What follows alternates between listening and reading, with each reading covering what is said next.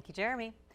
April is Sexual Assault Awareness Month. Every Tuesday this month at 4, we'll take time to focus on the issue. It is a sensitive subject, so it's one that can be tough to talk about for a lot of folks.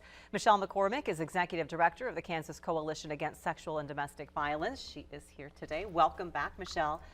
This is an obvious question, I'm sure, but why is it so hard to talk about sexual assault? Yeah, well, I think it's very difficult for a number of reasons. One, we know that survivors of sexual assault experience a fair amount of shame. I think one of the number one things I've heard survivors tell me over the years is that they're worried people aren't going to believe them and what they experienced. But also a significant percentage of people who experience sexual assault know the person who perpetrated against them.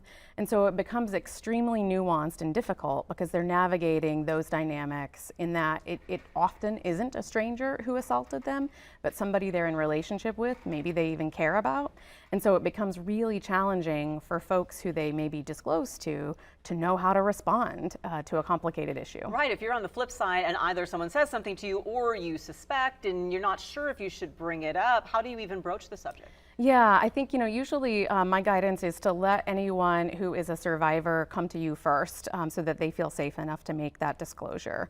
But if someone does make that disclosure to you, we want folks to feel prepared about how to respond because it can be really shocking when someone says something that difficult. And you have a list of advice that you gave us. Yeah, absolutely. I would encourage anyone who a disclosure happens to one, sort of make sure they're creating the kind of space where a survivor can share their story in a way where they don't feel judged, right? So don't try as hard as you can to not have a judgmental response.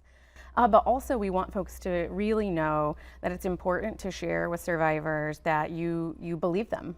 You believe that what they are sharing with you has in fact happened to them.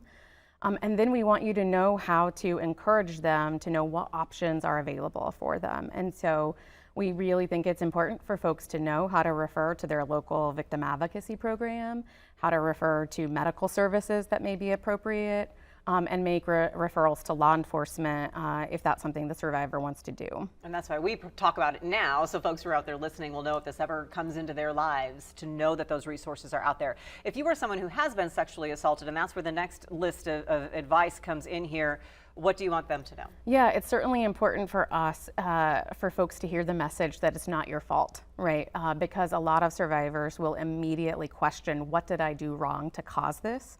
And it's important for us to assign the responsibility to the perpetrator, the person who did the harm.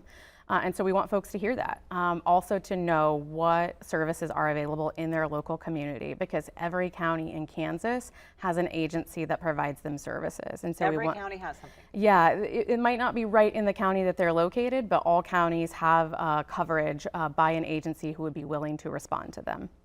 And of course, you are not alone. There are a lot of people out there who are there to surround them. Absolutely. First of all, this unfortunately happens to a lot of folks, and so you're not alone because the prevalence is pretty significant, but also there are a lot of supporters who want to provide support and assistance if this does happen.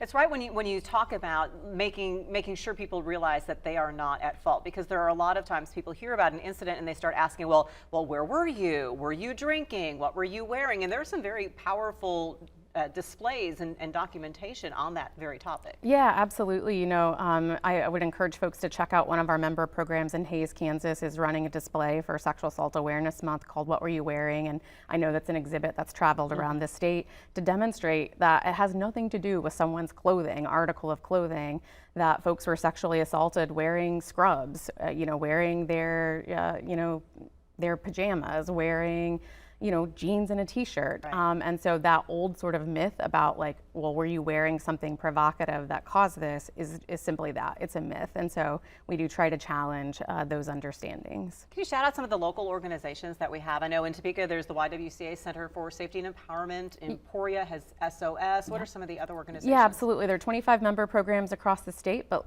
in this region, we also have the Willow in Lawrence. There's a program in Leavenworth.